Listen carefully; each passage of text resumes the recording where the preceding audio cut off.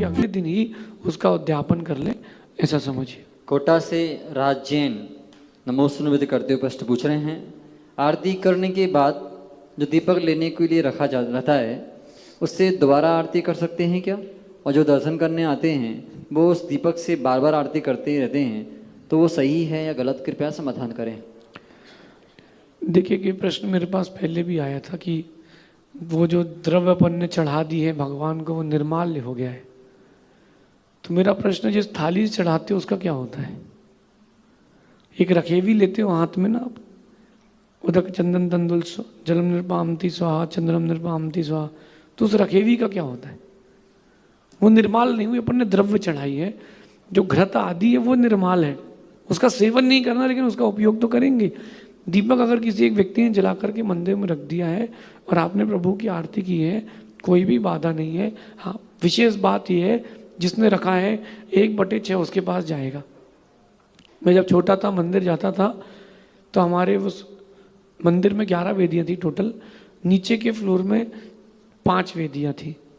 तो जो 5 वेदियाँ थी उन 5 वेदियों में हम एक एक दीपक रख करके आते थे और सारी माताएं उससे आरती करती थी।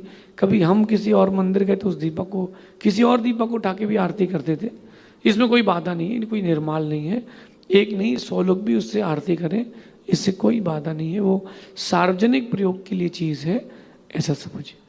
अहमदाबाद से अष्टानिका तलाटी नमोस्तु निवेद करते हुए प्रश्न पूछ रही हैं, गुरुदेव, एक जगह पढ़ा था भीड़ तो भ्रम है, सत्य तो एकांत ही है।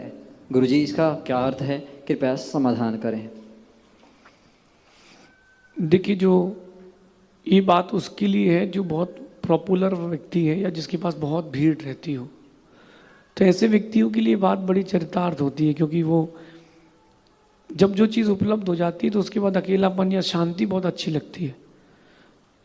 दुकान में 20 ग्राहक खड़े हों, लगता है भगवान शांति हो जाए, जल्दी से हो जाए भैया, बहुत हेडेक चल रही है, और ग्राहक नहीं आए तो अब शांति का अनुभव कोई नहीं लेता, फिर किसी को शांति पसंद नहीं आती।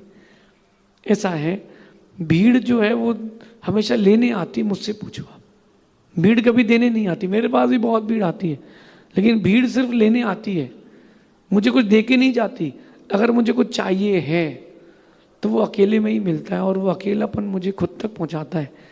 लेकिन अकेलेपन को खुद को संभालने की ताकत हो तो, अकेलेपन में खुद को संभालने की ताकत हो तो, और अकेलेपन में अगर आप खुद को नहीं संभाल पाए तो इमारत गिरने की भी पूरी संभावना है। क्योंकि अकेला व्यक्ति ऊंचाइयों को छूता है और अकेला व्यक्ति नीचाइयों में जाता है। तो भीड़ तो लेने आती है, और अकेले जब होते हैं तब अपन अपने से खुद से बातें कर पाते हैं। इस बात को आपको बहुत शॉर्ट तरीके से बताता हूँ, हंसना नहीं। जब आप टॉयलेट में होते हैं तो बहुत सारे अच्छे आइडियाज आते हैं।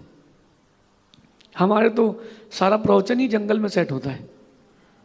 अकेले रहो तब बहुत अच्छा सुकून रहता है, और वहीं सब चीज़ें समझ में आती हैं, वहीं सब एकदम रिलैक्स होकर रहते हैं। बस फ़ोन मत लेके जाना आप वहाँ पर। आप लोग जाओ तो मैं तो खाली हाथ जाता हूँ, खाली रिलैक्स होकर के वहाँ जाके बैठो तो आपको बहुत सारी चीज़ें समझ में आएंगी कि सच क्या है, झूठ क्या है। क्योंकि उस समय मन से भी खाली रहते हैं और अंदर से भी खाली होते हैं। तो अकेलेपन का जो आनंद है वो ऐसा समझना। आगे देखते हैं। यीशु